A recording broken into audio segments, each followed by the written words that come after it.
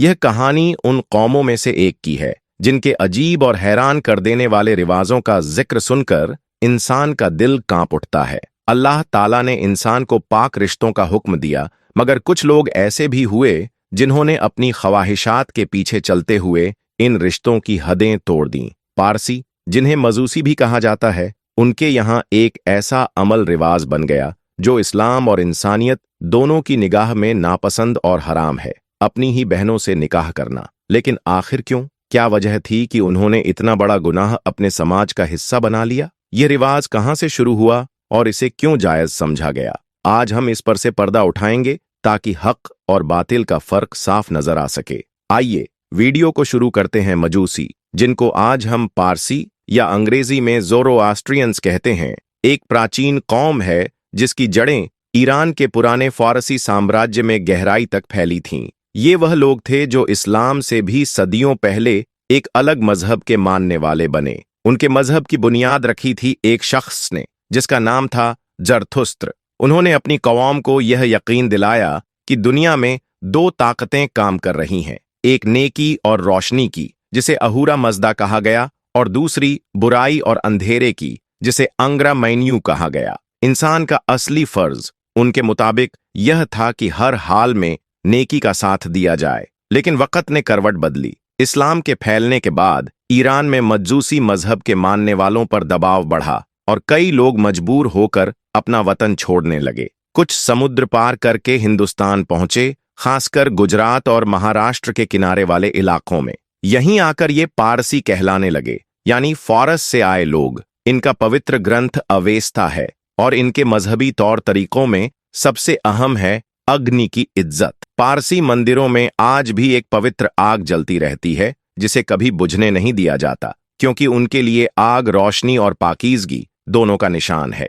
अब यहीं से शुरू होती है इस कहानी की सबसे चौंकाने वाली कड़ी। प्राचीन फारस में एक रिवाज था जिसे कहते थे ख्वेतुकदश। नाम अजीब है, लेकिन असलियत उससे भी ज्यादा हैरान कर देने वाली। इस परंपरा के तहत भाई अपनी ही बहन से निकाह करता था, और हैरानी की बात यह कि समाज में इसे गुनाह नहीं बल्कि एक नेकी का काम समझा जाता था। मकसद था खालिस नस्ल, यानी प्योर ब्लड लाइन को बचाए रखना। पारसी मानते थे कि जब शादी अपने ही परिवार में हो तो खून की पाकीज़गी बनी रहती है और रूहानी ताकत भी मजबूत होती है। लेकिन इसके पीछे सिर्फ आध्यात्मिक सोच ही नहीं थी, बल्कि राजनीति और दौलत का खेल भी छुपा था। ऐसा करने से जमीन जायदाद और सत्ता एक ही खानदान में रहती और बाहरी लोग कभी उनके असर को तोड़ नहीं पाते। ये सब चोरी छुपे नहीं होता था, बल्कि धार्मिक समर्थन भी मौजूद था। उनके धर्म ग्रंथ वेंदिदाद में तो इसे सबसे पुण्यकारी विवाह बताया गया। इस्लामी इतिहास में भी भाई बहन के निकाह का एक जिक्र आता है,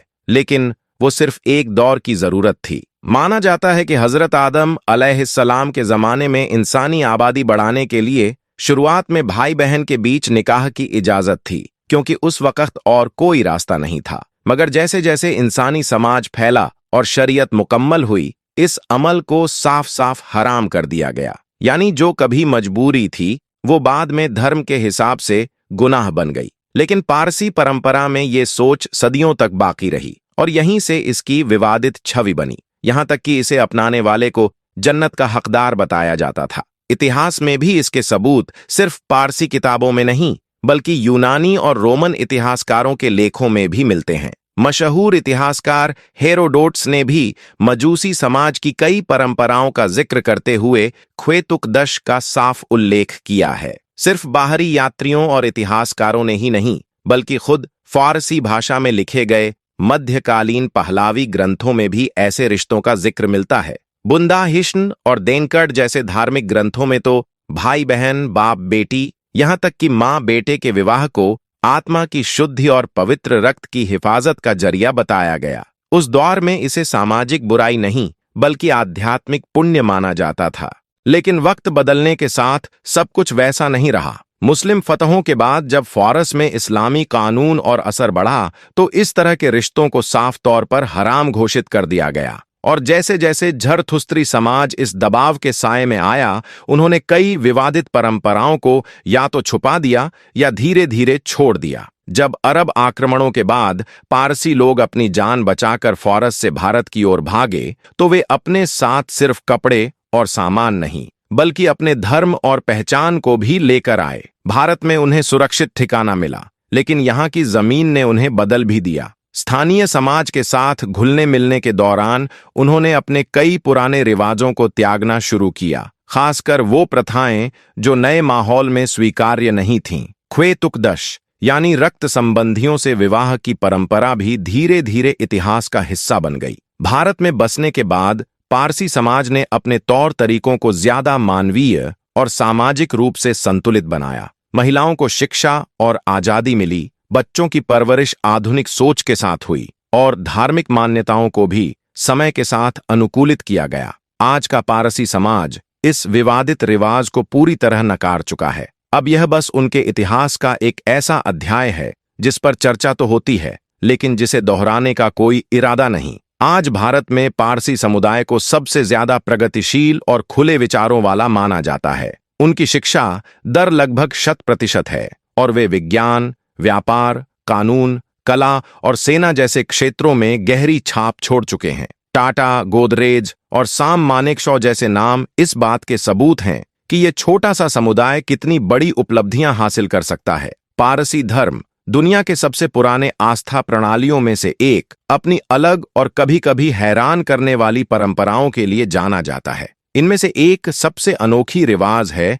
मृतकों को गिद्धों को अर्पित करना। पारसी न तो शवों को जलाते हैं और न ही दफनाते हैं। इसके बजाय वे उन्हें एक खास मीनार ए खामोशी पर रखते हैं, जहां खुले आसमान के नीचे गिद्ध और अन्य पक्षी उनका देह भोजन करते हैं। इसके पीछे धार्मिक मान्यता है कि धरती, जल, अग्नि और वायु ये चारों तत्व पवित्र हैं और शव के सीधे संपर्क से इन्हें अशुद्ध नहीं होना चाहिए।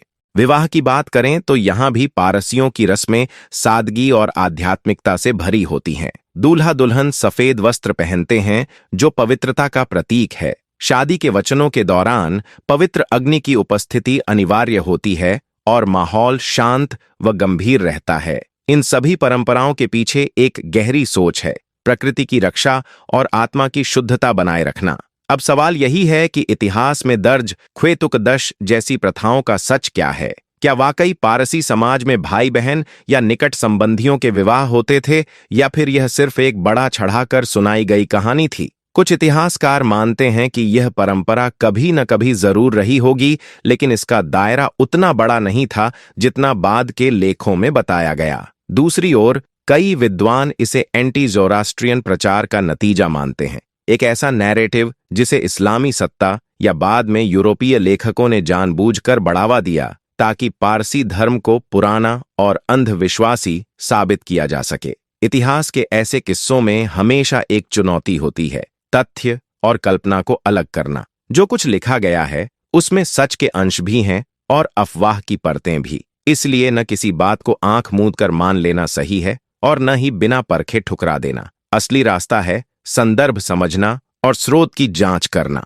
तो अब फैसला आपका है, क्या वाकई अपने ही परिवार में शादी जैसी प्रथाएं किसी जरूरी वजह से चलीं, या फिर ये सत्ता, धन और परंपरा के नाम पर घड़ी गई एक सोच थी जिसे पीढ़ियों तक बिना सवाल किए अपनाया गया? अपना विचार हमें कमेंट में जरूर बताइए। अगर आपको ये कहानी थोड़ी भी रोचक या जानकारी पूर्ण लगी हो तो इसे लाइक और शेयर कीजिए ताकि ऐसे छुपे हुए इतिहास के पन्ने और भी लोगों तक पहुंचें। और हाँ, हमारे साथ इस सफर को जारी रखने के लिए चैनल को सब्सक्राइब करना न भूलें। अगले वीडियो में फिर मिलेंगे। शुक्रिया और सलाम।